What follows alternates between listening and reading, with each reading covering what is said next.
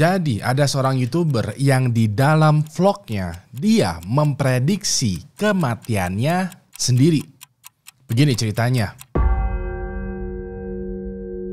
Pada tahun 2022, ada seorang pria berumur 25 tahun bernama Elliot Eastman yang tinggal di kota Vermont, Amerika Serikat. Pada tahun tersebut, Elliot sengaja terbang ke sebuah daerah bernama Mindanao, negara Filipina, untuk mengunjungi pacarnya yang kita sebut saja sebagai Fulana. Fulana diketahui adalah seorang wanita asal negara Filipina yang beberapa bulan sebelumnya itu kenalan dan berpacaran online sama Elliot lewat Facebook. Sayangnya, perjalanan pertama Elliot ke Filipina ini ternyata tidak sesuai dengan apa yang dia harapkan. Pas ketemuan, ternyata Fulana malah mempermainkan Elliot, tidak serius berpacaran dan hanya ingin uangnya Elliot aja. Ya udah deh, Elliot memutuskan hubungannya dengan Fulana dan perantau aja dulu nih ya beberapa hari, nanggung visanya itu belum habis. Pas ini Elliot nggak sengaja berkenalan dengan seorang gadis Filipina lain yang bernama Carissa Jala. Awalnya mereka hanya kenalan selewat aja, dimana Elliot dan Carissa itu ngobrol menggunakan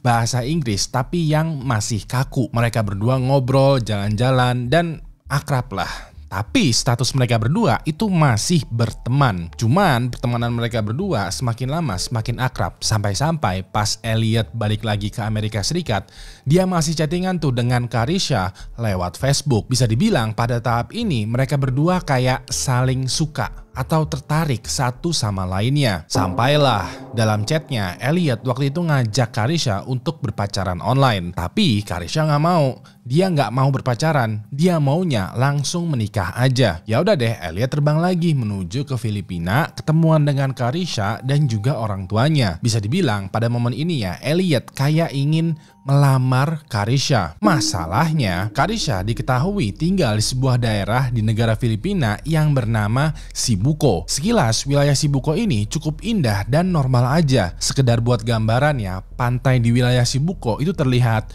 bersih, airnya jernih, udaranya sejuk, wilayahnya eksotis, bahkan juga masyarakatnya itu mayoritas beragama Islam. Walaupun begitu, perlu dipahamin kalau wilayah Sibuco ternyata adalah daerah yang cukup berbahaya. Bahkan pemerintah Filipina sendiri bilang kalau wilayah Sibuco itu termasuk ke dalam zona merah. Bahkan juga Departemen Luar Negeri Amerika Serikat dalam websitenya itu kayak memberikan peringatan kepada warga Amerika Serikat untuk tidak berwisata atau bahkan mengunjungi wilayah Sibuco. Alasannya, jadi di wilayah Sibuco itu ada semacam markas dari salah satu kelompok teroris separatis yang paling berbahaya di Filipina. Kelompok teroris ini kayak melatih anggotanya yang warga sipil untuk menggunakan senjata, menerapkan strategi perang, bahkan juga operasi penyerangan. Dan yang paling berbahaya lagi adalah kelompok teroris ini itu nggak suka dengan warga negara asing, terutama orang berkulit putih bule gitu seperti Elliot. Nah, Elliot sebenarnya mengetahui seluruh informasi mengenai betapa berbahayanya wilayah Sibuco ini. Walaupun begitu, Elliot menganggap kalau bahaya di wilayah Sibuco itu kedengarannya lebay banget deh. Masa sih ada daerah yang anti banget dengan bule? Kayaknya rada-rada hoax deh. Selain itu Elliot juga menganggap kalau perjalanan dia menuju ke Sibuco nyamperin orang tuanya Carissa itu bagaikan perjuangan atau petualangan mencari cinta.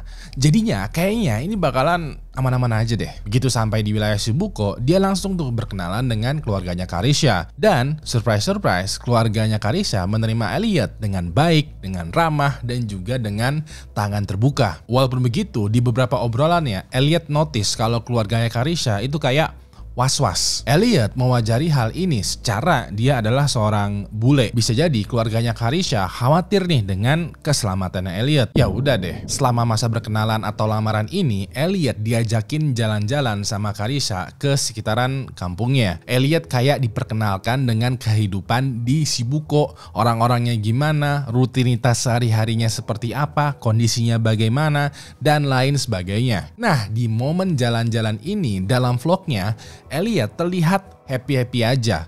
Tapi di beberapa momen Elliot kayak dipaksa ngumpet dulu di semak-semak karena ada salah satu anggota teroris yang lagi lewat. Walaupun begitu, walaupun terlihat berbahaya, selama beberapa bulan selanjutnya Elliot merasa betah dan semakin yakin menikahi Carisha. Ya udah deh, pada bulan Juli di tahun 2023, Elliot resmi menjadi seorang mualaf dan lalu menikah dengan Carisha. Mereka berdua waktu itu menikah secara sederhana di rumahnya Carisha. Dan untuk beberapa momen selanjutnya, Elliot semakin rajin nih ngebuat vlog di sosial medianya, entah itu di YouTube atau juga di TikTok. Di dalam vlognya, Elliot menceritakan tuh bahagia dan juga keluh kesah tinggal di wilayah Shibuko yang terkenal berbahaya. Jadi, di dalam satu vlognya, Elliot bercerita kalau dia sehari-harinya tuh bekerja sebagai penjaga warung di sebuah warung yang dia buat sendiri. Walaupun warungnya ini terlihat sederhana, Elliot itu merasa puas tuh dengan bentukan warungnya. Tapi di dalam vlognya juga, dia kayak curcol gitu loh, kalau warga lokal itu kayak mengetok harga bule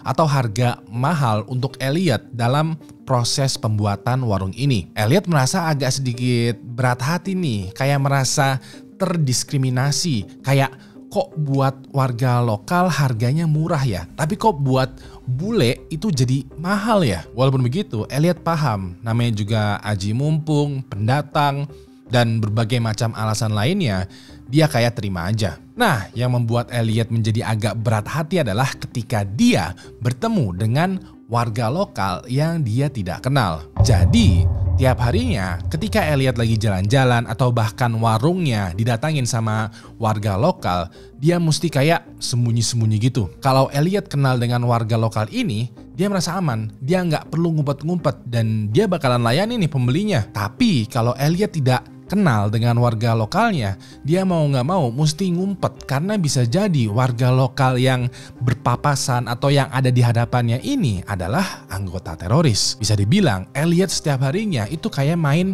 petak umpet sama warga lokal di wilayah Shibuko. Sampai sekitaran bulan September tahun 2024, Elliot melakukan live streaming nih, dan dalam sesi ini dia kayak menggali langsung penyebab kenapa anggota teroris di wilayah Shibuko itu anti banget sama bule. Waktu itu Elliot kayak mengadakan sesi Q&A atau interview kepada salah satu anggota dari keluarga besarnya Carisha yang kita sebut saja sebagai Fulano. Dalam sesi Q&A ini, Fulano bercerita kalau beberapa tahun yang lalu pada saat Carisha masih SMA, dia melihat sendiri pernah ada beberapa anggota teroris bersenjata lengkap dengan santainya menculik temannya Carisha pas lagi belajar di kelas, di sekolah. Temannya Carisha yang diculik ini ternyata adalah seorang remaja bule berketurunan negara Kanada. Nah, Carisha ataupun Fulano nggak tahu persis tuh kelanjutan lengkap dari kasus penculikan temannya Carisha ini.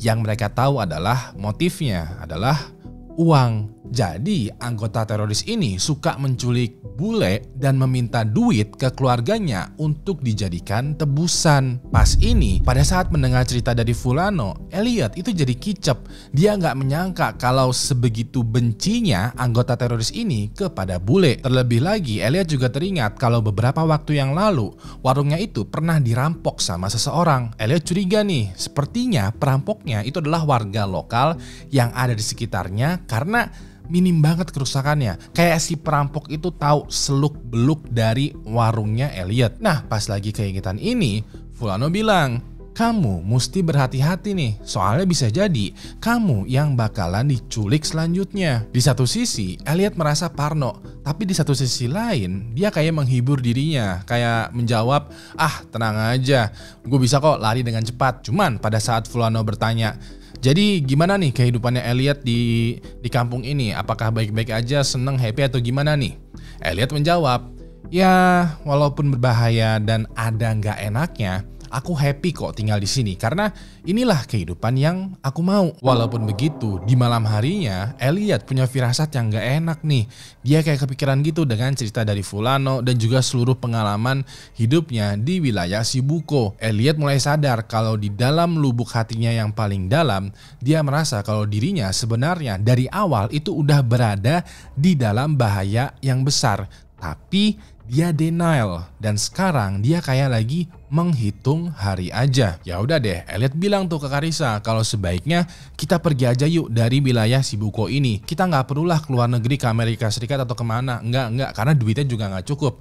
Mereka hanya perlu pindah kota aja. Nah, dikarenakan Carissa setuju, ya udah deh mereka mulai mempersiapkan segala hal untuk pindahan. Sayangnya, pada tanggal 18 Oktober tahun 2024, pada pagi hari buta, pada saat Elliot dan Carissa lagi tidur, tiba-tiba aja rumah mereka didobrak. Rumah mereka berdua didobrak sama 4 orang bersenjata lengkap menggunakan seragam polisi. Tapi wajahnya ditutupin sama topeng hitam. Pada momen ini, Elliot langsung sadar kalau 4 orang ini bukanlah polisi beneran. Karena mana mungkin polisi memakai topeng hitam dan mendobrak masuk ke rumah orang tanpa izin. 4 orang misterius ini langsung menangkap Elliot dan memaksanya untuk keluar. Sementara itu, Carissa yang ketakutan itu dibentak-bentak dan juga diteriakin untuk, "Wah, diem aja lo masuk ke kamar aja, jangan ikut campur." Nah, pada saat di luar rumah, Elliot langsung memberontak dong, melawan sekuat tenaga dan lari secepat mungkin. Sayangnya, salah satu dari penculik ini itu mengangkat senjatanya dan langsung menembak pahanya Elliot. Walaupun begitu, walaupun Elliot mau terguling terjatuh karena pahanya kena luka tembakan, dia masih berusaha untuk kabur dan lari secepat mungkin. Dan ya udah deh, untuk yang kedua kalinya, penculik itu mengangkat senjatanya dan menembak perutnya Elliot.